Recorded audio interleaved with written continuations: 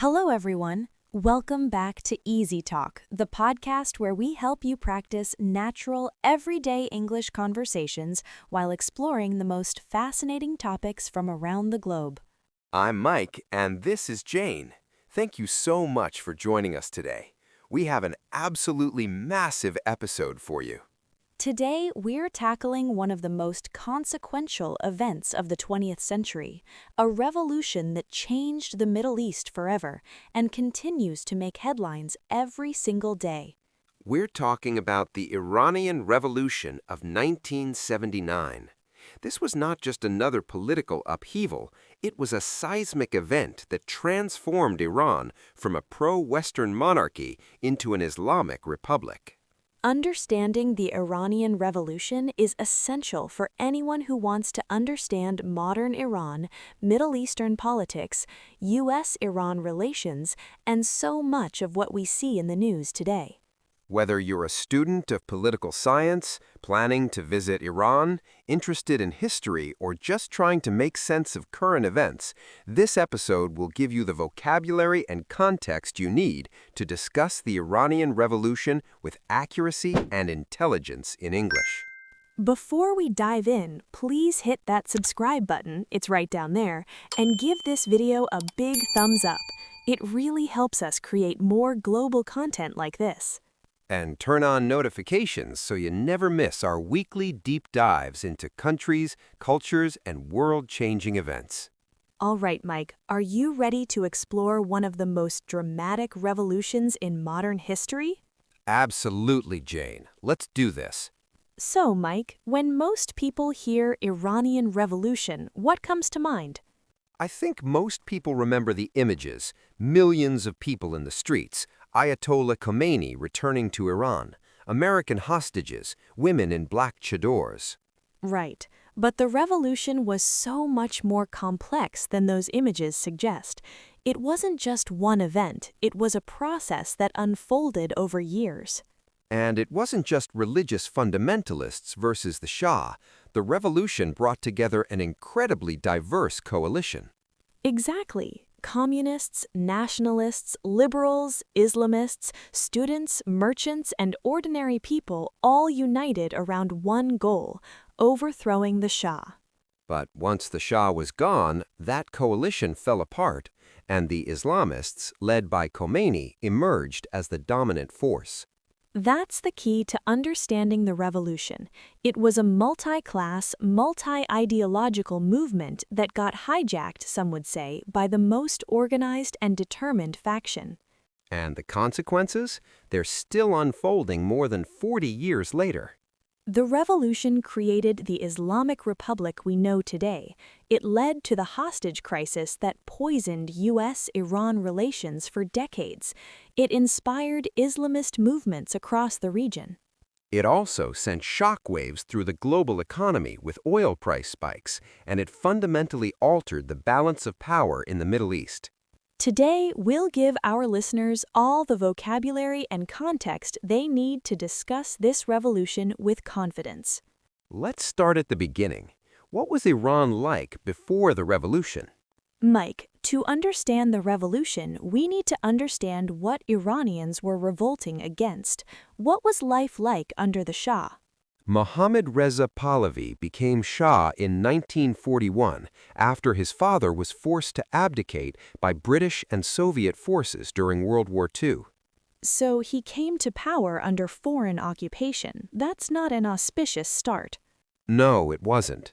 For the first decade of his reign, he was relatively weak, but everything changed in 1953. The 1953 coup. This is crucial context. Can you explain what happened? In 1951, Iran's democratically elected Prime Minister, Mohammad Mossadegh, nationalized the Anglo-Iranian Oil Company, which was controlled by Britain. This was enormously popular with Iranians who felt Britain had been exploiting their oil for decades. Exactly, but Britain wasn't happy. So British intelligence, working with the CIA, organized a coup to overthrow Mossadegh. Operation Ajax, that's what the CIA called it. Right. The coup succeeded, Mossadegh was arrested, and the Shah, who had briefly fled the country, returned with expanded powers. And for many Iranians, this was the original sin, the moment when their democracy was crushed by foreign powers, and the Shah became associated with Western interference. From that point on, the Shah ruled with an increasingly iron fist. He created SAVAK, the secret police, which tortured and killed political opponents. But at the same time, Iran was modernizing rapidly. The 1960s and 70s saw enormous economic growth thanks to oil revenues. The Shah launched the White Revolution, a series of reforms including land redistribution, women's suffrage, and modernization of education and healthcare. Sounds good on paper, so why did people revolt? Because the benefits weren't shared equally. Wealth concentrated in the hands of the royal family and a small elite. Corruption was rampant. And the White Revolution alienated powerful groups.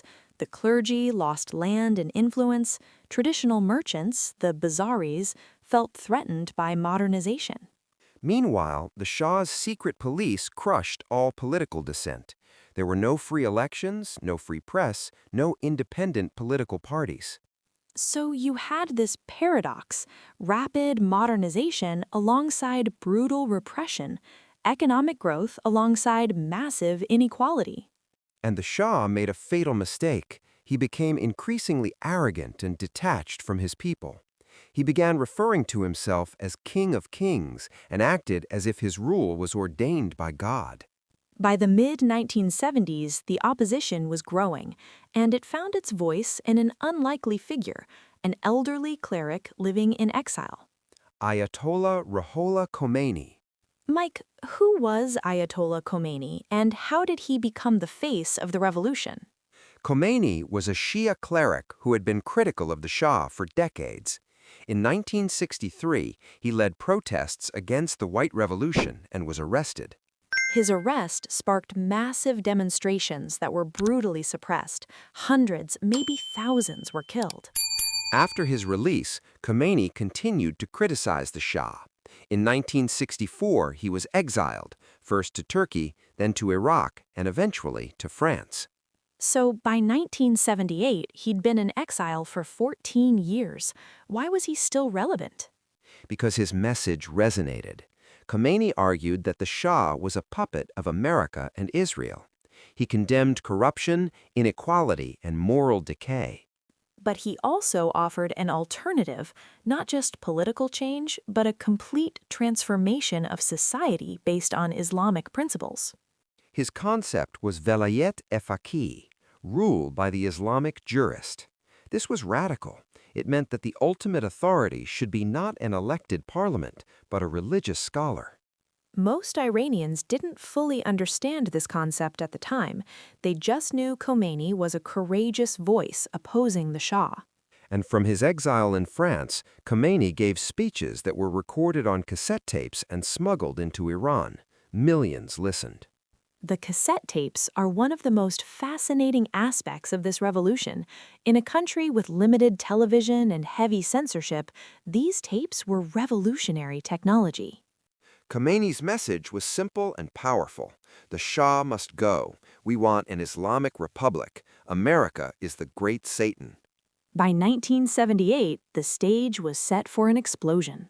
1978 was the year everything fell apart. Walk us through the key events.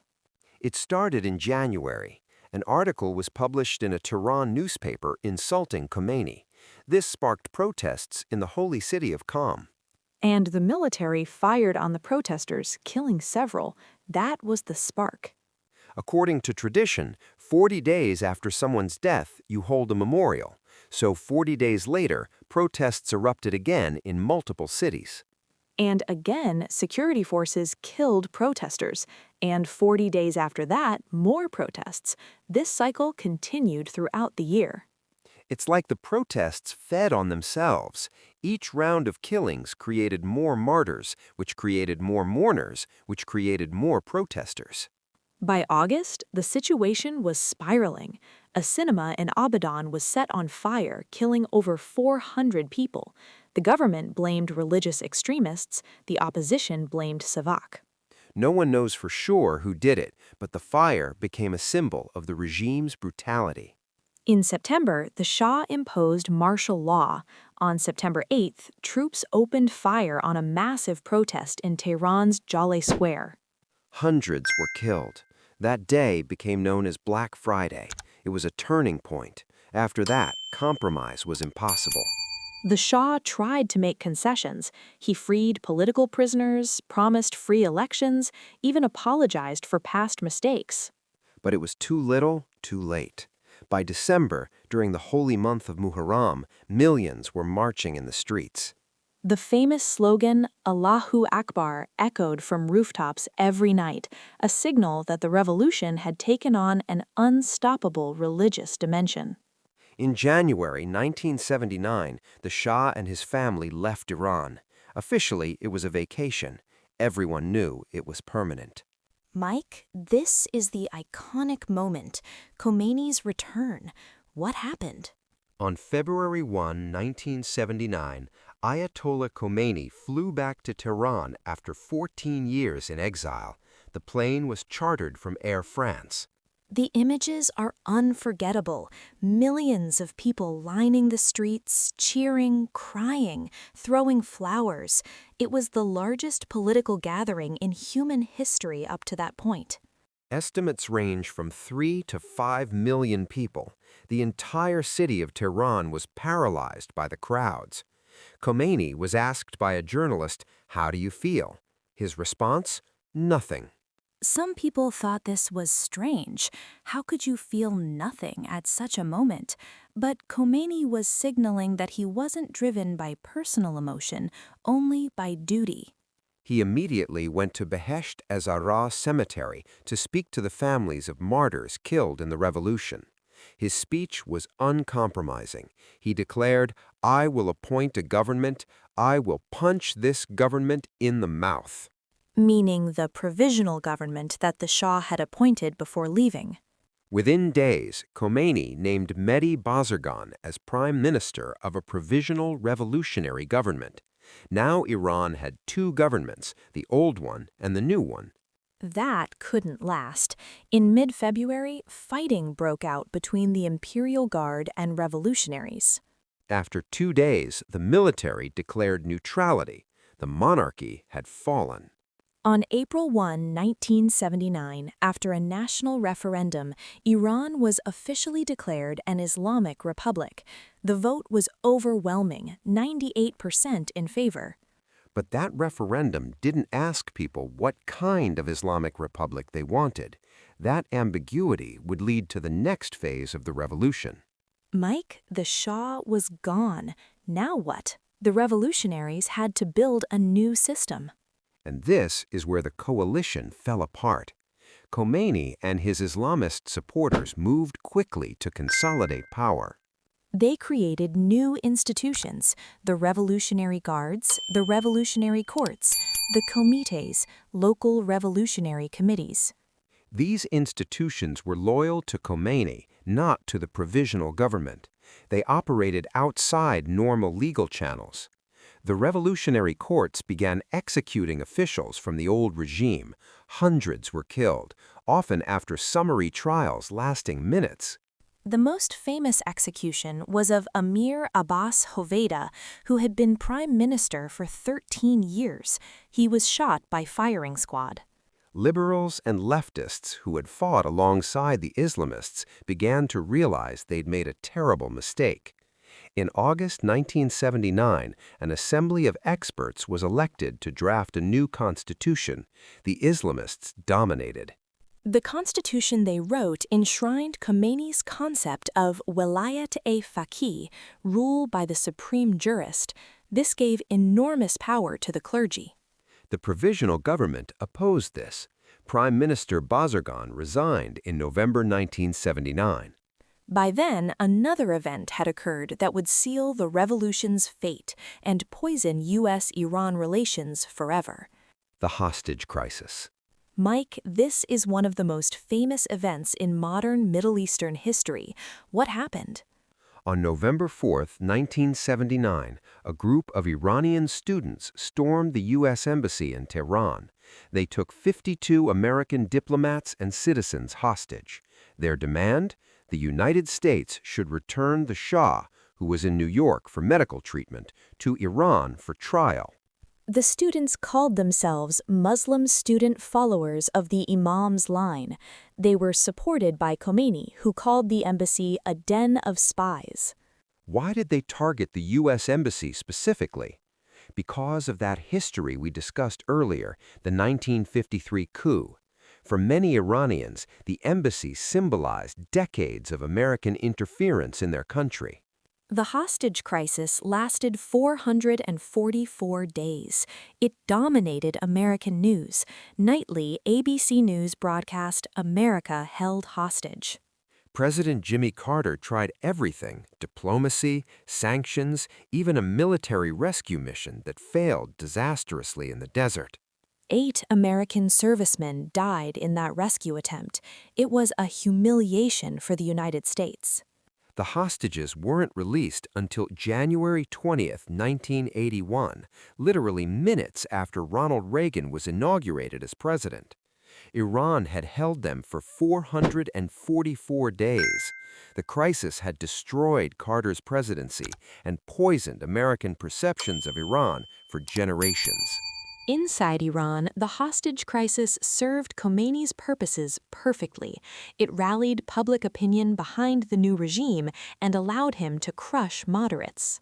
Anyone who questioned the hostage-taking could be labeled as pro-American, as a traitor.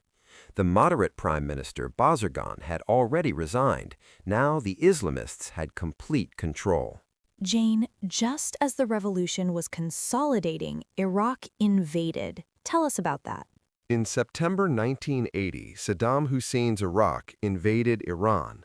The war would last 8 years, one of the longest and bloodiest conflicts of the 20th century. Why did Saddam invade? Several reasons.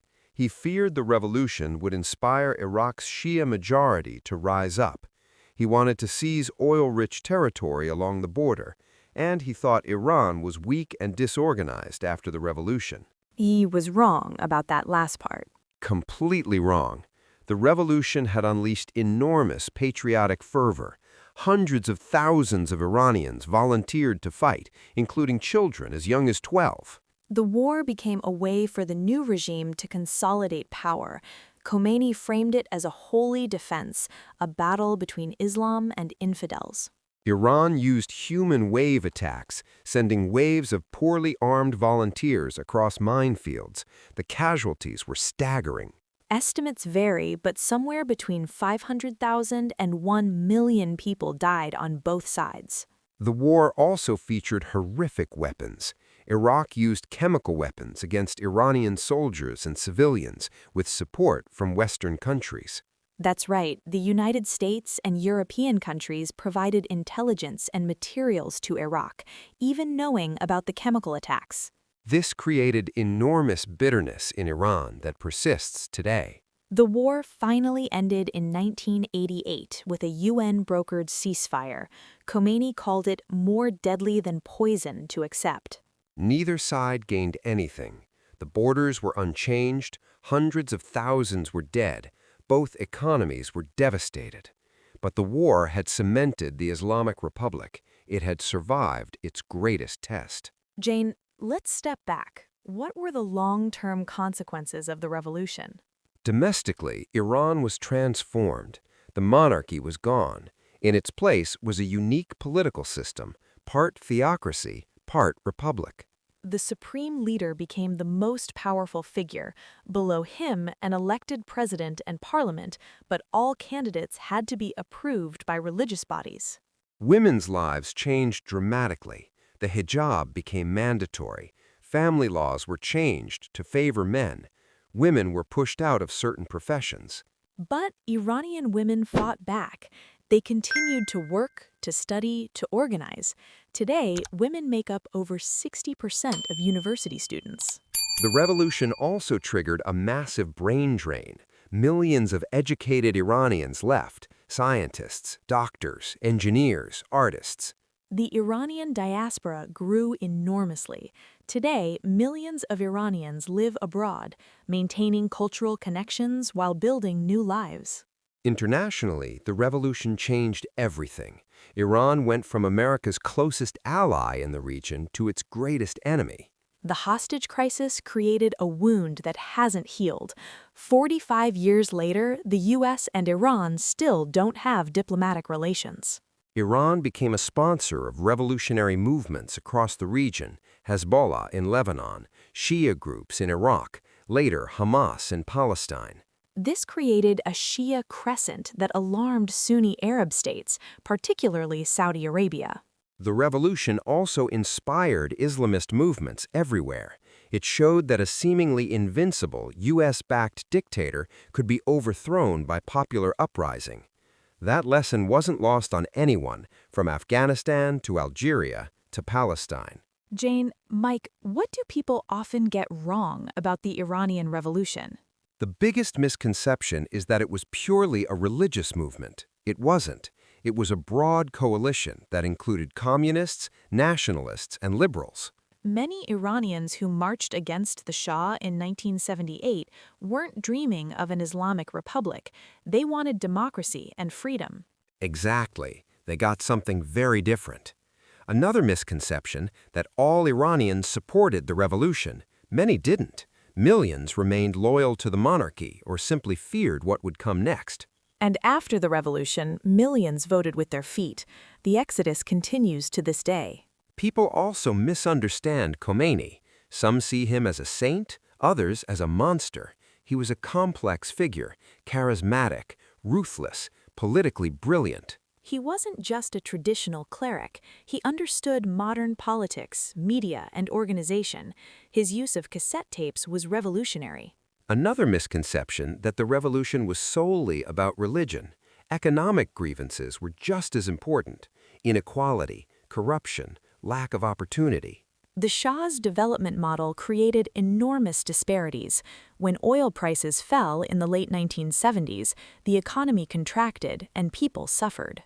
Finally, people often think the revolution happened overnight. It didn't. It built over decades through protests, exile, repression, and organizing. Revolutions don't happen suddenly. They happen when people lose hope in gradual change and decide that only complete overthrow will work. Mike, let's talk about how to discuss the Iranian Revolution in English with respect and accuracy. First, avoid simplistic narratives. This wasn't a battle between good guys and bad guys. It was complex, with multiple actors and motivations. Don't use terms like Islamic fundamentalists carelessly. Many scholars prefer Islamists or revolutionary Islamists. Be precise about who you're referring to. The revolutionaries could mean many different groups. Specify when possible. Avoid generalizations about Iranians. Iran is diverse, ethnically, religiously, politically. Not all Iranians share the same views. When discussing the hostage crisis, acknowledge both perspectives. For Americans, it was a traumatic violation. For many Iranians, it was a justified response to decades of U.S. interference. You can acknowledge that without endorsing hostage-taking. Understanding isn't the same as agreeing. Be careful with numbers, protest sizes, casualty figures, execution counts. Different sources give different numbers. Acknowledge the uncertainty. Remember that for Iranians, this isn't abstract history. It's their family story. People lost loved ones, fled their homes, built new lives in exile. If you're discussing the revolution with Iranians, listen more than you speak.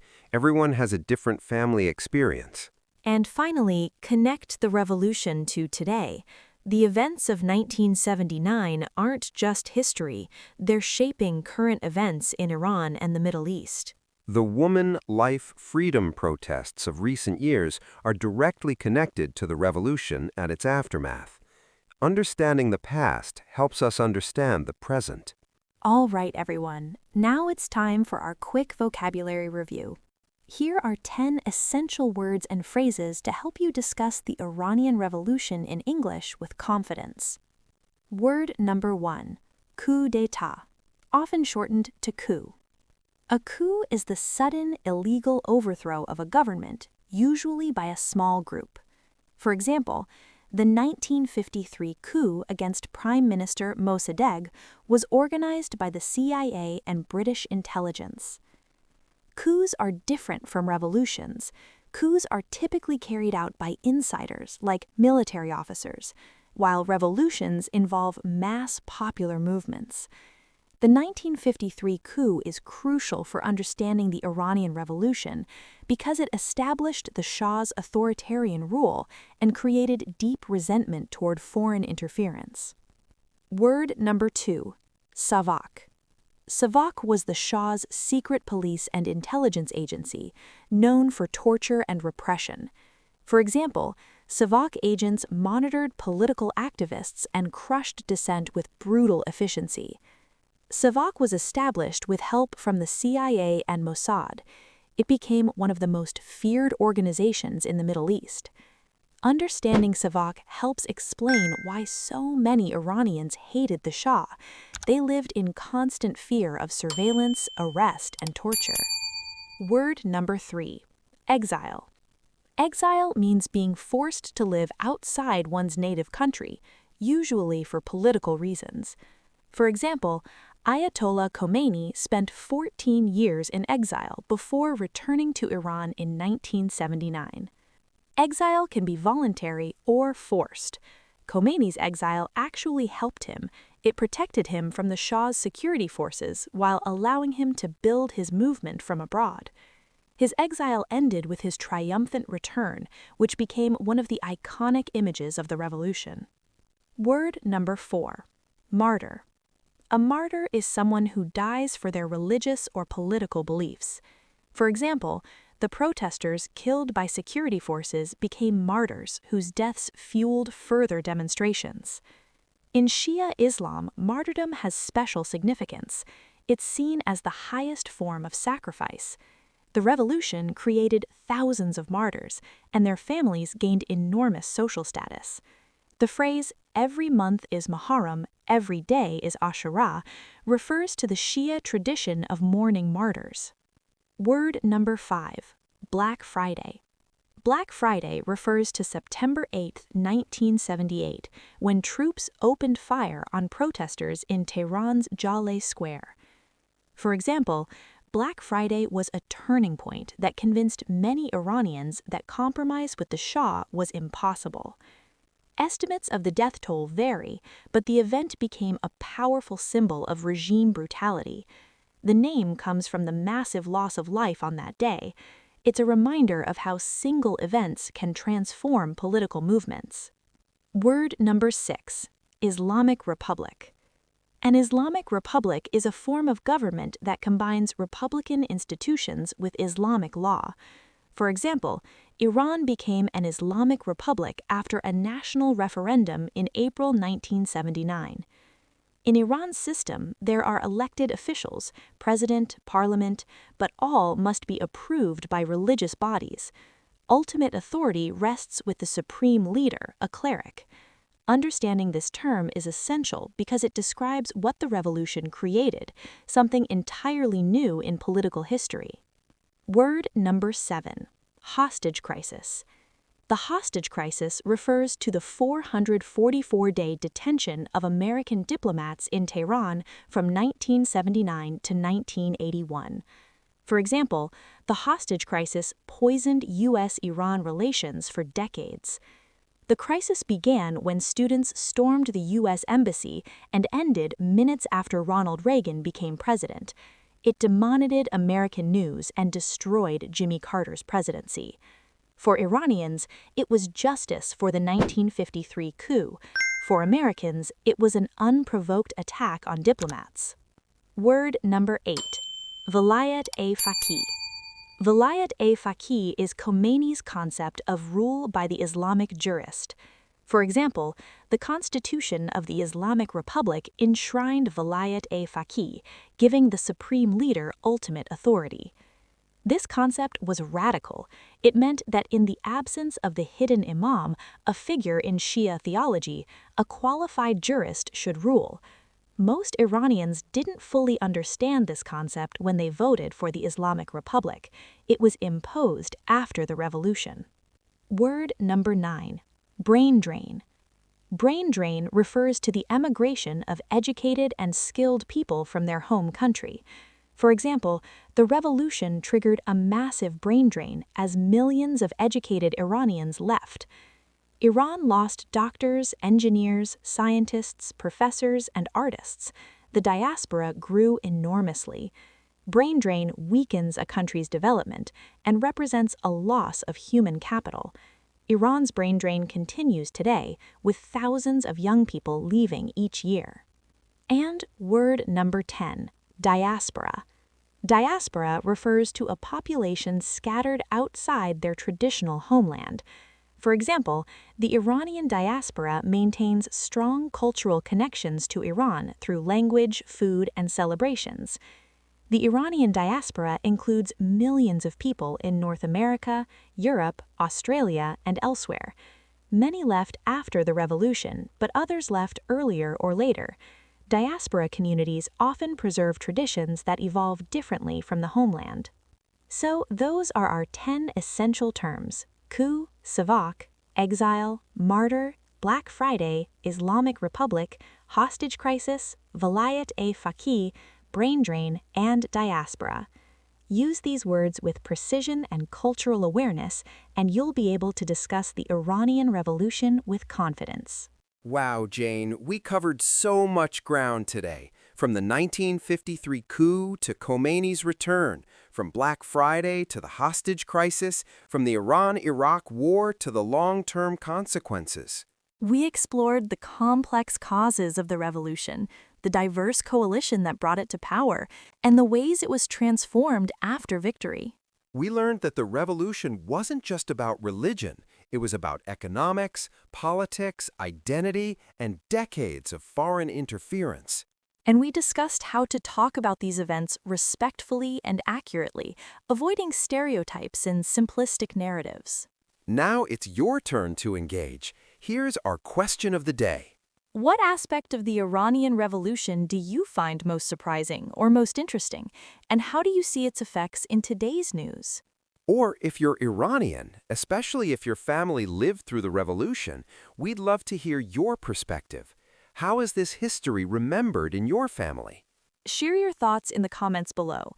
We read every comment and love learning from our incredible international community. If this episode taught you something new, please give it a thumbs up. It helps more people discover our content and understand this crucial piece of history. Don't forget to subscribe to Easy Talk and turn on notifications. We explore countries, cultures, historical events, and global topics that matter. Share this video with friends interested in history, politics, or Middle Eastern affairs. Education breaks down barriers. You can also follow us on Instagram and Facebook at Easy Talk Podcast for historical photos, vocabulary flashcards, and behind-the-scenes content. Before we go, remember that history isn't just dates and facts. It's about people, their hopes, fears, dreams, and struggles.